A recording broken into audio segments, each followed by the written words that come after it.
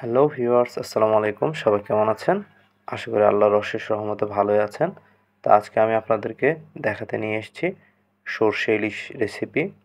খুবই কম মশলায় কীভাবে সুস্বাদু করে আপনারা সরষে ইলিশটা রান্না করতে পারবেন, সেই রেসিপিটা আজকে করে দেখাবো।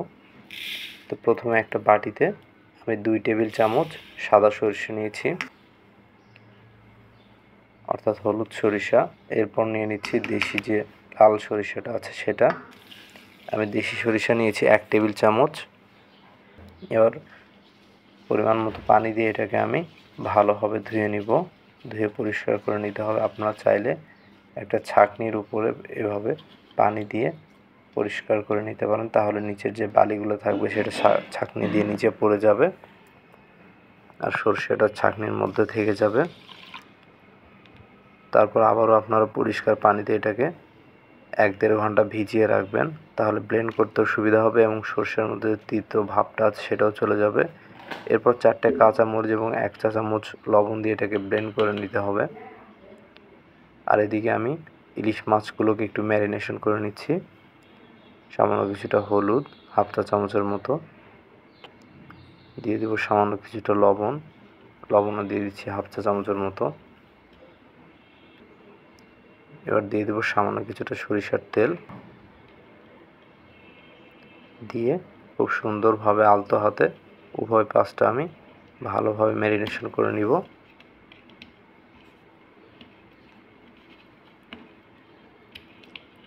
প্রত্যেকটা স্টেপ একটু যত্ন সহকারে সুন্দরভাবে করলে এর স্বাদটা অনেক ভালো আসে। এবার আমি একটা ছাঁকনির সাহায্যে যে সরিষাটা আমি ব্লেন্ড করে নিয়েছিলাম সেটাকে ছেঁকে নিব। অনেক সময় দেখা যায় সরিষা ইলিশ রান্না করলে সরিষার একটা তেতো ভাব লাগে। তো আপনারা যদি কষ্ট করে একটু ছাঁকনি দিয়ে এভাবে ছেঁকে নিতে পারেন, তাহলে আশা করি তেতো ভাবটা আর থাকবে না।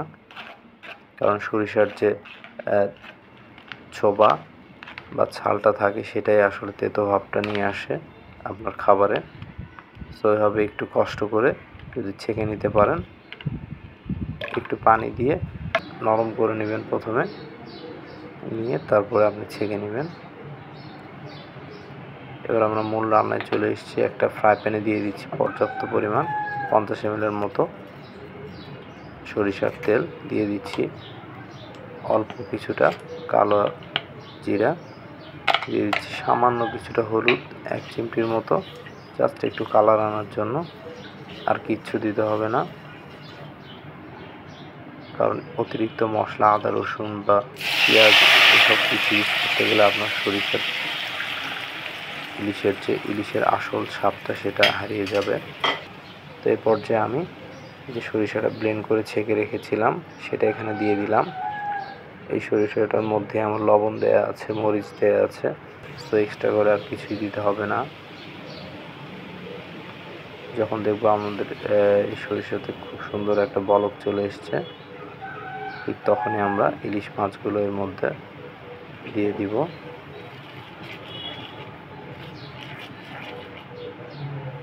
তেমন কোনো ঝামেলা নেই, আসলে রান্নাটা একটা ধৈর্যের কাজ। আমার এই প্রসেসটা ফলো করে আপনারা যদি সরষে ইলিশটা বাড়িতে ট্রাই করে দেখেন, তাহলে বুঝতে পারবেন এর স্বাদটা কত। এবং সরষে ইলিশের যে তেতো ভাব সেটা তো অবশ্যই লাগবে না আশা করি। তো মাছগুলো দেওয়ার পর আমি একটু ঝোলের মধ্যে একটু গড়িয়ে নিচ্ছি উভয় পাশ নিয়ে। আমি একটা ঢাকনা দিয়ে ঢেকে এটাকে রান্না করব, আর এক্সট্রা কোনো কিছুই দিতে হবে না।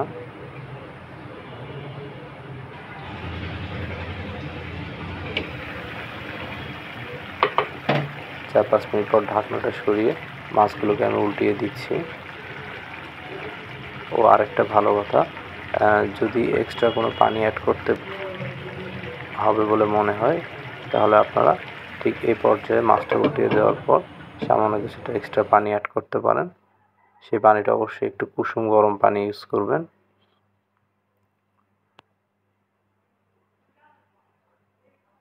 যেহেতু সরষেটা আমরা ব্লেন্ড করে নেওয়ার পরে একটু পানি দিয়ে তারপরে ছেঁকে নিয়েছি, সো এক্সট্রা করে পানি দেওয়ার দরকার হবে না।